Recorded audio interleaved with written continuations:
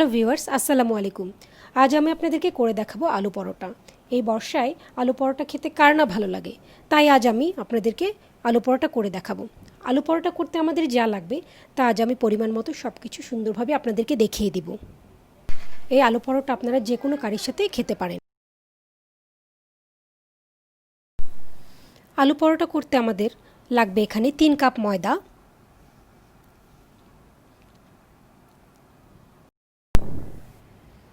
3 cup ময়দা নেওয়ার পর আমি এখানে নিব 1 চা চামচ লবণ,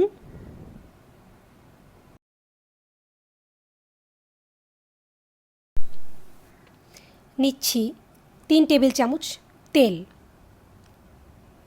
3 টেবিল চামচ তেল নেওয়ার পর আমি এখানে নিচ্ছি পরিমাণ মতো পানি। পরিমাণ মতো পানি দিয়ে আমি এমনভাবে একটা ডো করব যেন ডোটি শক্তও না হয় নরমও না হয়। রুটি বেলার জন্য আমাকে যেরকম একটি ডো করা দরকার আমি ঠিক সেরকমই একটা ডো করব।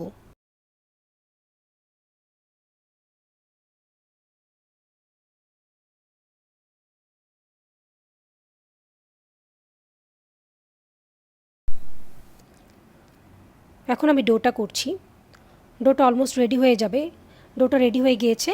এখন ডোয়ের মধ্যে আমি সামান্য তেল দিয়ে ঢাকনা দিয়ে আমি ডোটা রেখে দিব 30 মিনিটের জন্য।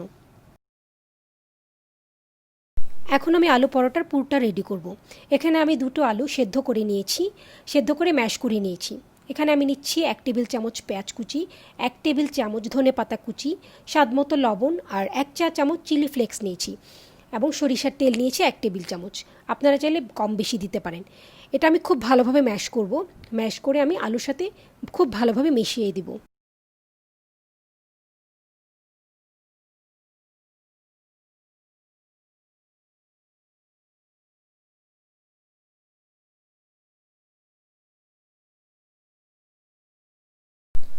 30 মিনিট পর আমার ডোটা রেডি রুটি বেলার জন্য। এখন আমি এটাকে ছোট ছোট করে বলের মতো করে কেটে নিব।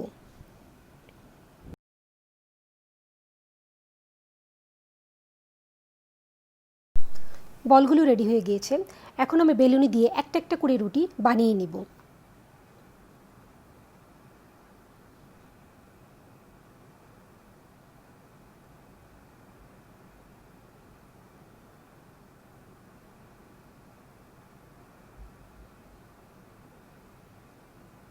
একটা রুটি আমার বানানো শেষ।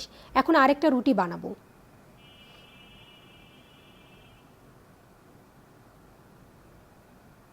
আমার দ্বিতীয় রুটি বানানো শেষ হয়ে গিয়েছে।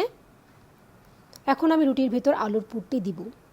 আলুর পুর দেওয়ার পর আরেকটি রুটি দিয়ে আমি ঢেকে দিব।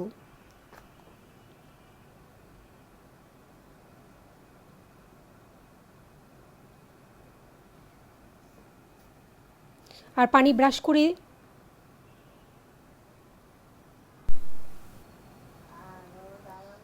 আমি একটু পানি ব্রাশ করে দিব রুটির সাথে, যেন একটা রুটি আটকে থাকে, যেন খুলে না যায়। এখন আমি রুটিটা ভাজবো। আমি খুব সামান্য তেলে রুটিটা ভাজবো। প্রথমে আমি তেল ছাড়া হালকা ভেজে নিব।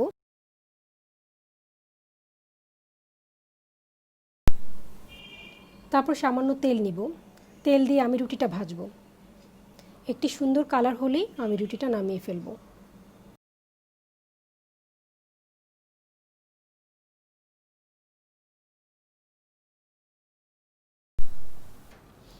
রুটির একটা সুন্দর কালার চলে এসেছে।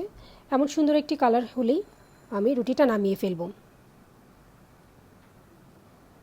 হয়ে গিয়েছে আমার রুটি। এখন এটা নামিয়ে ফেলবো। হয়ে গেল আমার আলু পরোটা। আমি একটা পরোটা কেটে দেখাচ্ছি কেমন হয়েছে।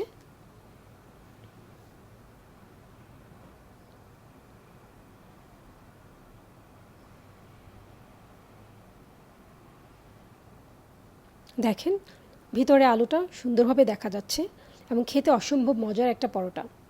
আমার এই রেসিপিটা যদি আপনাদের ভালো লেগে থাকে আপনারা অবশ্যই বাসায় ট্রাই করবেন এবং আপনারা আমাকে কমেন্ট করে জানাবেন। আল্লাহ হাফেজ।